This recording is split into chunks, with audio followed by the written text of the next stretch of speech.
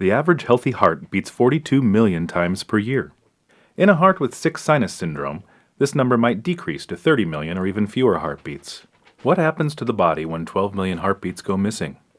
That represents 2.2 million liters of freshly oxygenated blood that the brain and other vital organs will not receive.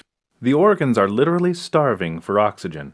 Individuals with sick sinus syndrome might suffer from fatigue, dizziness, and confusion. The amount of freshly oxygenated blood delivered to the brain and body is a function of how fast the heart beats and how hard the muscle contracts.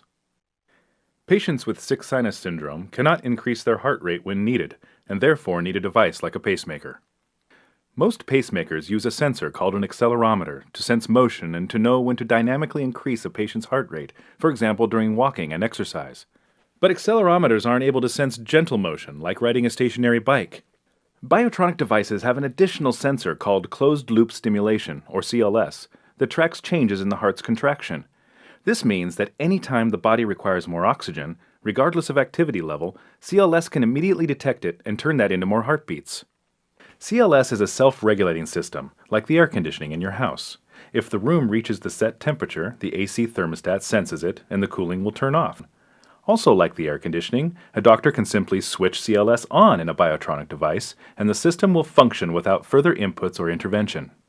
Interesting, you say, but how do you know it works? Because at BIOTRONIK, we tested it in clinical trials. And because CLS is the only algorithm to ever receive FDA labeling for appropriate response to physiologic demand and acute mental stress. But what does that actually mean for a patient?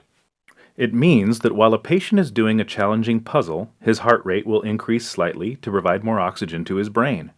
It also means that Mr. Smith, who had a heart attack last year and just received an ICD, can get on a stationary bike 3 times a week. Basically, it means that all these patients can get back to enjoying their lives. CLS has already benefited millions of pacemaker patients. Now, patients requiring a defibrillator will also be able to experience the advantages of this unique innovation.